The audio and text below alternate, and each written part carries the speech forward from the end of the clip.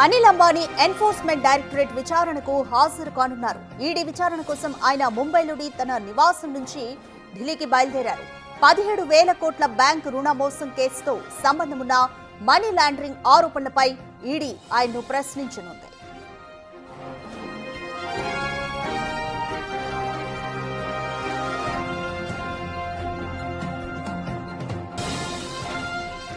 Right, more details మా ప్రతినిధి శివ అందిస్తారు. శివ, అనిల్ అంబానీ ఈడీ విచారణకు ఎప్పుడు హాజరు కాబోతున్నారు? అలాగే 17,000 కోట్ల బ్యాంకు రుణ మోసం కేసు, దీనికి సంబంధించి పూర్తి డీటెయిల్స్ ఏ విధంగా ఉన్నాయి?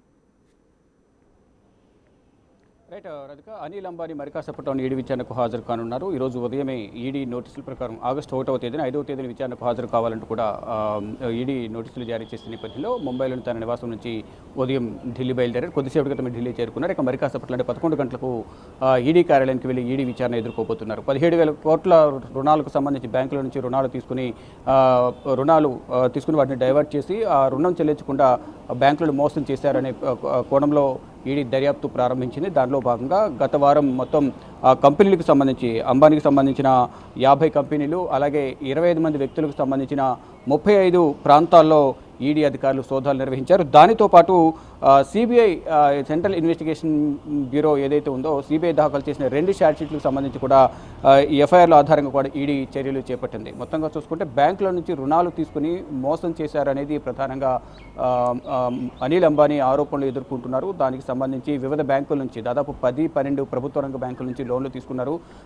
లోన్లు తీసుకుని వాటికి ఎగవేత లోన్లు కట్టకుండా ఇబ్బంది పెడుతున్నారనేది ప్రధానంగా ఈ సిబిఐ ఇన్వెస్టిగేషన్ చేసిన తర్వాత 2 ఎఫ్ఐఆర్లు దాఖలు చేసి ఈడీకి సమాచారం ఇచ్చిన నేపథ్యంలో ఈడీ కూడా దీనికి సంబంధించి విచారణ ప్రారంభించింది. దానిలో భాగంగా మొత్తం 50 కంపెనీలు, ఆ కంపెనీలో పనిచేసే వ్యక్తులు, ఆ వ్యక్తులకు సంబంధించిన ప్రాంతాల్లో కూడా సోదాలు నిర్వహించి మరోసారి విచారణకు హాజరు కావాలంటూ కూడా అనిల్ అంబానీకి ఈడీ నోటీసులు జారీ చేసిన నేపథ్యంలో ఈరోజు విచారణకు హాజరు కాబోతున్నారు. విచారణ ఏ విధంగా ఉండబోతోంది, అనిల్ అంబానీ ఎటువంటి విషయాలను ఈడీ ముందు ఉంచబోతున్నారు, ఎటువంటి ప్రశ్నలను ఈడీ సంధించబోతుంది అనేది కూడా చూడాల్సి ఉంది. ఇక 2017 నుంచి 2019 వరకు ఎస్ బ్యాంక్ నుంచి తీసుకున్న 3,000 కోట్ల రుణాలను అక్రమంగా దారి మళ్లించారనే ఆరోపణలపై కూడా ఈడీ దర్యాప్తు చేపట్టింది. గతంలో దర్యాప్తు చేపట్టింది. దానికి సంబంధించిన వివరాలను కూడా వెల్లడించింది.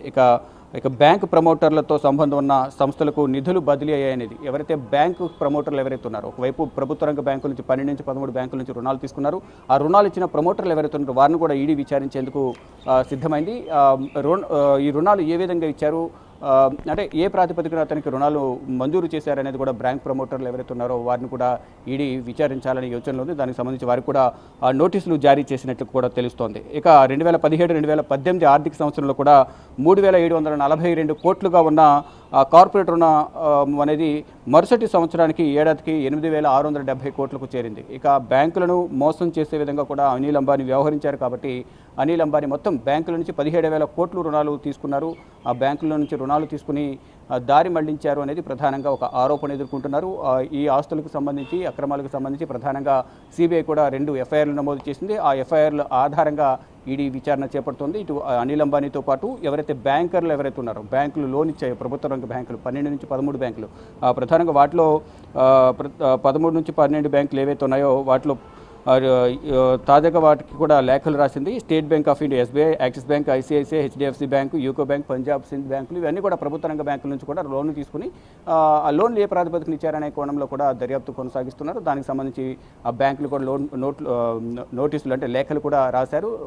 ప్లస్ విచారించేందుకు కూడా ఈడీ సిద్ధమైంది. దానిలో భాగంగా ముందుగా అనిల్ అంబానీ విచారించిన తర్వాత ఈరోజు అనిల్ అంబానీని ఏ విధంగా విచారించబోతుంది, అనిల్ అంబానీ నుంచి ఎటువంటి సమాచారం, ఎటువంటి సమాధానాలు రాబట్టబోతుందని కూడా చూడాల్సింది. అంటే ఉదయం 11 గంటలకు ఈడీ కార్యాలయంలో విచారణ ప్రారంభం కాబోతుంది. ఈడీ కార్యాలయానికి మరి కాసేపట్లోనే 11 గంటలకు అనిల్ అంబానీ చేరుకోబోతున్నారు. చూడాలి మరి ఏం జరగబోతుంది. వస్తున్న అవినీతి ఆరోపణలు, ఏవైతే అక్రమాలు జరిగాయనే ఆరోపణలు వస్తున్నాయో ఇవి రుజువు అవుతాయా, లేకపోతే కేవలం ఆరోపణలైనా, ఇటు అనిల్ అంబానీ ఎటువంటి సమాధానాలు ఇస్తారనేది కూడా వేచి చూడాల్సి ఉంది. Radhika. Right, thank you Shiva. Right, Anil Ambani 17,000 కోట్లు బ్యాంకు నుంచి రుణం తీసుకొని ఎగవేత అనే కేసుకి సంబంధించి ఆయన ఈరోజు ఈడీ ముందు విచారణకు హాజరు కాబోతున్నారు. అలాగే బ్యాంకు సిబ్బందికి కూడా కొంతమందికి ఈడీ నోటీసులు జారీ చేసింది. అనిల్ అంబానీ ఎటువంటి ఆన్సర్స్ ఇస్తారు అన్న ఉత్కంఠ నెలకొంది.